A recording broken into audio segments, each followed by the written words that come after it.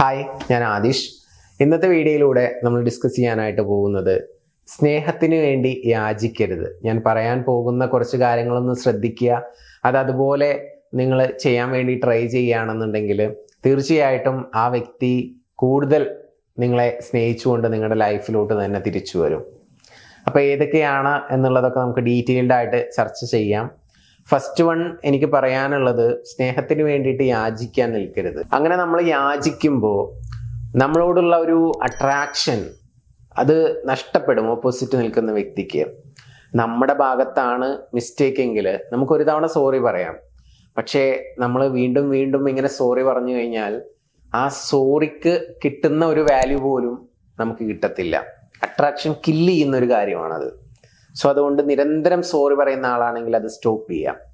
അതുപോലെ തന്നെ പിണക്കൊക്കെ ഉണ്ടാവുന്ന സമയത്ത് ഒരു സോറിയൊക്കെ പറഞ്ഞിട്ടുണ്ടാവും, പിന്നെയും പോയിട്ട് നിന്നോട് സംസാരിക്കാതെ എനിക്ക് ഇരിക്കാൻ പറ്റില്ല, അല്ലെങ്കിൽ നീ എന്നോടൊന്ന് മിണ്ട് എന്നൊക്കെ പറഞ്ഞ് ഫോഴ്സ് ചെയ്യുക. അഥവാ നമ്മളെ സ്നേഹിക്കാൻ അല്ലെങ്കിൽ നമുക്ക് വേണ്ടി സമയം കണ്ടെത്താൻ വേണ്ടിയിട്ട് ഫോഴ്സ് ചെയ്യുക, പ്രഷർ ചെയ്യുക. ഇങ്ങനെയുള്ള കാര്യങ്ങൾ നിങ്ങൾ ചെയ്യുന്നുണ്ടെങ്കിലും അട്രാക്ഷൻ കില്ല് ചെയ്യുന്ന കാര്യമാണ്. അതും ചെയ്യരുത്. സ്നേഹത്തിന് വേണ്ടി ഒരിക്കലും യാചിക്കരുത്. അത് ഓപ്പോസിറ്റ് നിൽക്കുന്ന വ്യക്തിക്ക് നിങ്ങളോടുള്ള അട്രാക്ഷൻ നഷ്ടപ്പെടുത്താൻ കാരണമായി തീരും. അപ്പോൾ എന്താ ചെയ്യേണ്ടതെന്ന് പല ആളുകളുടെയും സംശയമാണ്. അപ്പോൾ നമ്മുടെ ഭാഗത്താണ് മിസ്റ്റേക്കെങ്കിൽ ഒരു തവണ സോറി പറയാമെന്ന് ഞാൻ ആദ്യം പറഞ്ഞു.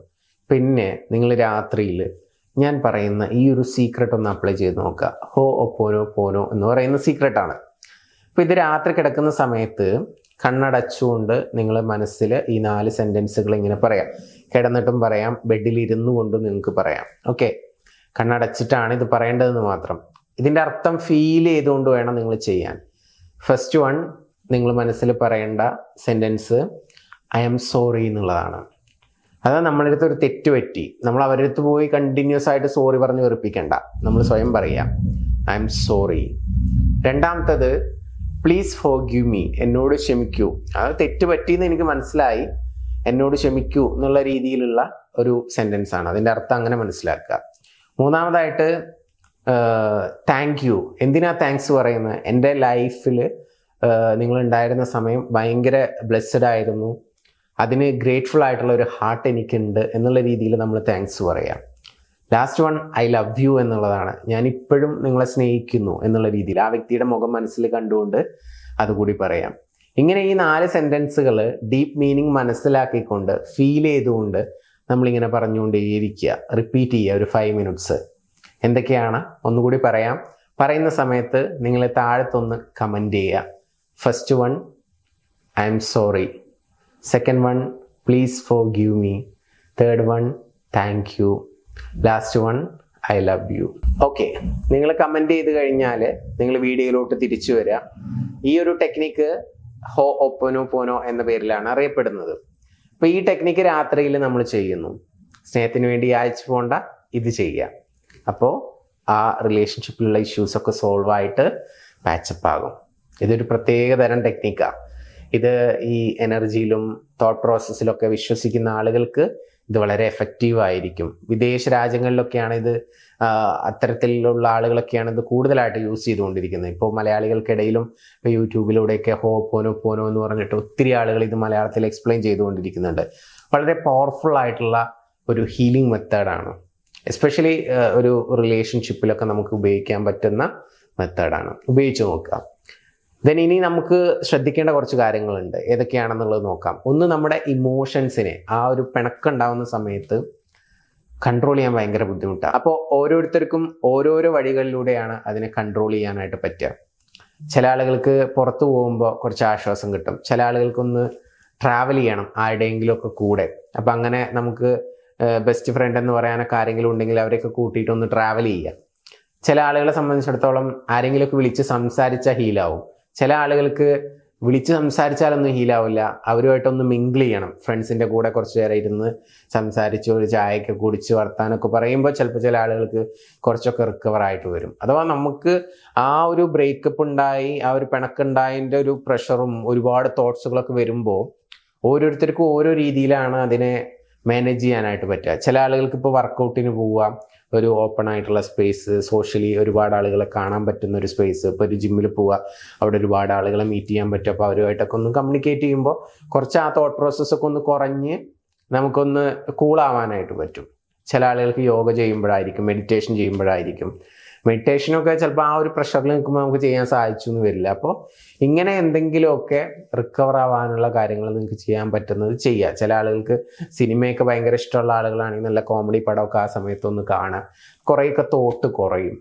അങ്ങനെ നിങ്ങൾക്ക് ഇഷ്ടമുള്ള എന്തെങ്കിലും കാര്യങ്ങളൊക്കെ ചെയ്തിട്ട് എന്ത് ചെയ്യുക, നമ്മുടെ ആ തോട്ട്സിനെ ഒന്ന് കൺട്രോൾ ചെയ്യുക. അപ്പോൾ ഓട്ടോമാറ്റിക്കലി ഇമോഷൻസ് കുറച്ച് നമ്മൾ ഭയങ്കര ഡൗൺ ആയി നിൽക്കുന്ന സ്റ്റേജിൽ നിന്ന് കുറച്ച് അപ്പായിട്ട് വരും.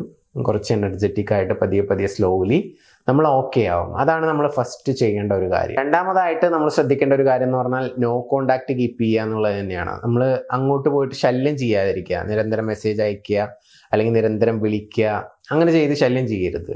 അല്ലെങ്കിൽ സുഹൃത്തുക്കൾ വഴി അവരെ കോണ്ടാക്ട് ചെയ്യാൻ വേണ്ടി ട്രൈ ചെയ്യുക. ഇപ്പോൾ ബ്ലോക്കൊക്കെ ആണെങ്കിൽ അങ്ങനെ ഒന്നും ചെയ്യരുത്. അവർക്കൊരു സ്പേസ് കൊടുക്കുക. നമ്മളെ ശല്യം ചെയ്യും തോറും അവരെ വീണ്ടും വീണ്ടും ആ കാര്യം ഇങ്ങനെ ഓർമ്മിപ്പിക്കുകയല്ലേ.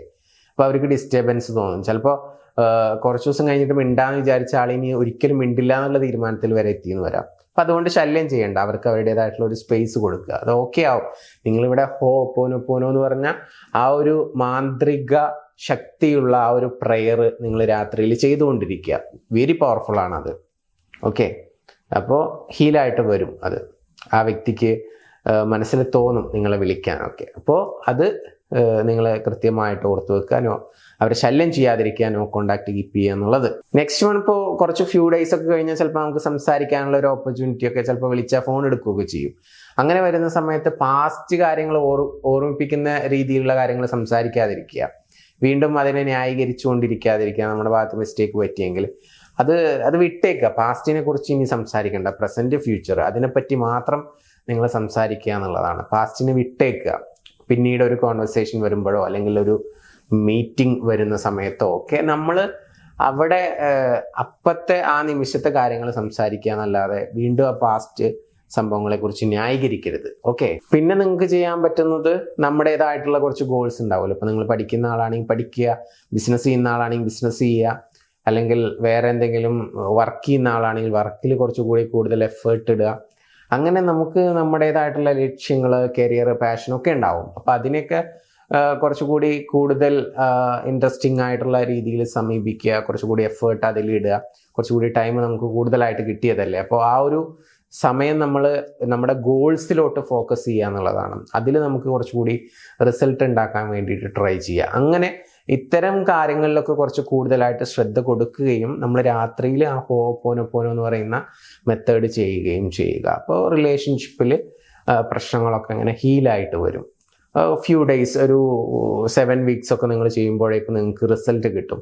ഇതൊരു 21 days ചെയ്യുന്നത് നല്ലതാണ് ഒരു പെർമനൻറ്റ് റിസൾട്ടിന് വേണ്ടിയിട്ട്. അപ്പോൾ ഈസി ആയിട്ട് ഇത്തരം കാര്യങ്ങൾ ചെയ്യുക. സ്നേഹത്തിന് വേണ്ടിയിട്ട് യാചിക്കരുത് എന്നുള്ളതാണ് പറയാനുള്ളത്. പിന്നെ ഭയങ്കര കോംപ്ലിക്കേറ്റഡ് ആയിട്ടുള്ള സിറ്റുവേഷനിൽ നിൽക്കുന്ന ആളുകൾ ഉണ്ടായിരിക്കും. അത്തരം ആളുകൾക്ക് ചിലപ്പോൾ നമ്മുടെ പേഴ്സണൽ ഗൈഡൻസ് അല്ലെങ്കിൽ നിങ്ങളുടെ പ്രശ്നം, ഇഷ്യൂ എന്താണെന്നുള്ളത് ഷെയർ ചെയ്ത് കൃത്യമായി ഗൈഡ് ചെയ്യേണ്ടി വരും. എന്തൊക്കെ കാര്യങ്ങൾ ചെയ്യണം എന്നുള്ളതൊക്കെ അത് ശരിയായിട്ട് വരാൻ. ഇപ്പോൾ ചെറിയൊരു പ്രശ്നമൊന്നുമല്ല, വലിയൊരു പ്രശ്നമൊക്കെ ആണെന്നുണ്ടെങ്കിൽ നമുക്ക് പ്രോപ്പറായിട്ടുള്ള ഗൈഡൻസ് ഉണ്ട്. അപ്പോൾ അത് ആവശ്യമുള്ള ആളുകൾ മുകളിൽ കാണുന്ന നമ്പറിലോട്ട് വിളിച്ച് നിങ്ങളുടെ ഇഷ്യൂ എന്താണെന്ന് ഡീറ്റെയിൽഡ് ആയിട്ട് പറയുക.